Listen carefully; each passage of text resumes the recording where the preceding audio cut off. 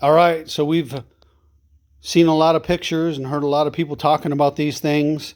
They were at the iCast and the other vendor shows. Yak Attack has been doing some commercials on them. They finally had a release date, and I got my order in today. So we're talking about the Yak Attack Track Pak. It's a track box, right? It comes in a set of 2, right? So you get not only one box, but you can get a double box, right?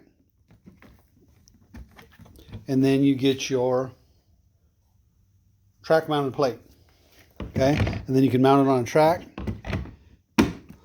You can stack them on,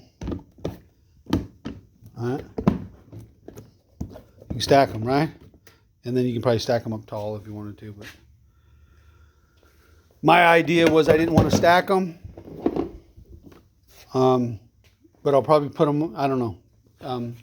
I put one here for now. And then I ordered an extra bracket. And then the brackets have slots, so you can mount it different ways. And then it's got holes in it where you can direct bolt it if you wanted to.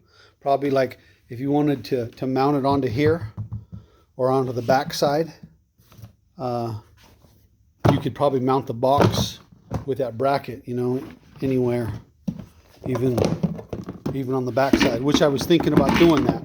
Mounting it on the back, but I went ahead and ordered 2 more rod holders. I'm going to put rod holders on the back. You can never have enough rods. But anyways, this is the box. So it's a one-piece design, unlike the black pack itself that you have to assemble. This is the 16 by 16. I ordered this when it first came out too, and I was excited. To be honest, I was kind of disappointed. I don't know. It's just kind of cheap and flimsy, really. I know I'll probably get hated for it, but I don't know. I was hoping for a little bit more. The older black packs were just really robust and solid. This one, on a super hot day, sitting out in the sun, well, it's even doing it now. The lid sometimes acts up like it doesn't want to line up. Is it a deal killer? No, not really. But sometimes it just acts like it doesn't want to line up. I did customize it up a little bit, and I like it. It's but this is the Kaku Zulu. This is my XI3 powered kayak, and I'm just playing around right now. The knobs, you can see I have nuts on here instead of the knobs because I use these holes instead of the track holes because I wanted to push it away a little bit from my seating. The knobs were just a little bit too big on this edge, so I went ahead and just put bolts on here. But my thinking is to put it there, and then my ready-to-use plastics or lures or something, I don't know, would go there. What I did notice is, unlike the black pack, it doesn't have drilled holes. It doesn't have,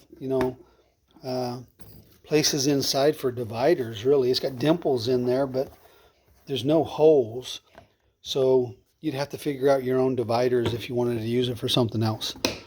But I got one, I went ahead and mounted one on the side here, and then one over on this side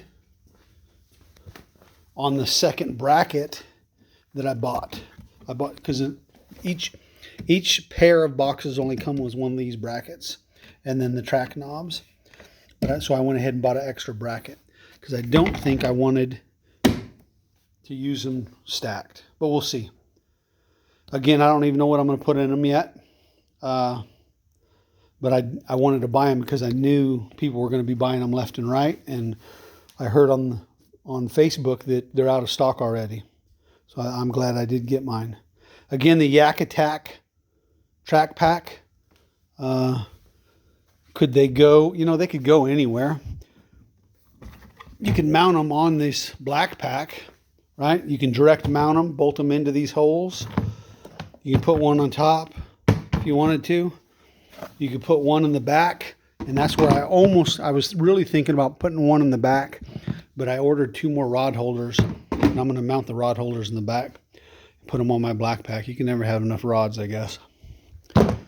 But, you know, if I took the bungees off, I could even add it to the top. But I like the bungees because I can stuff my jacket or rain gear or, you know, something that I need in the bungees. But that's them, Yak Attack Track Paks. They're, you know, they're pretty secure. I mean, I'll bet I could pry it and break it off, but I don't want to do that. But it's got these tabs where they stack on top of each other, and then the bottom tab that lifts off. The box is, I mean, you can get the measurements online. It's, you know, I seen the measurements, but in person it is a little bit smaller than I thought it would be. But, you know, it's smaller than a 3600 box. Let me grab a 3600. Here's a Cast King 3600. You can see the difference, right? But what I was thinking is when I'm using plastics, you know, I've got my plastic bags here, my creature baits and worms. But if I got something out that I'm using right away, of course I'm trying to do this one-handed, that I can put them in here. These are the Z-Man big worms. That bag kind of fits in there. I'm sure the smaller bags will fit sideways if you wanted to.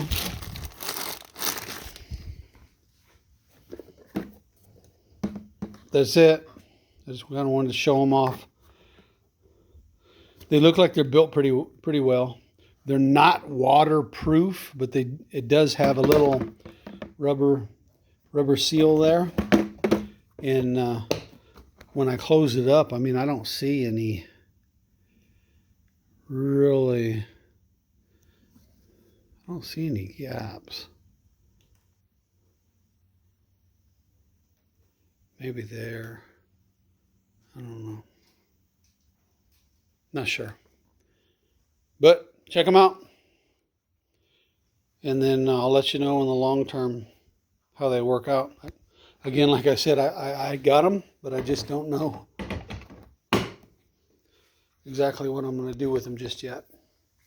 Maybe the first aid kit. I do have a first aid kit under the seat. If I pull that first aid kit and rearrange it and put it in a different package, I can keep my first aid kit out here, and then I can have this stuff closer to the seat for my Scooby snacks or whatever it may be. It's hard to say.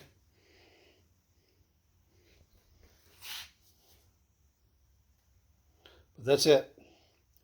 We'll see how it does in the long run. Thanks for watching.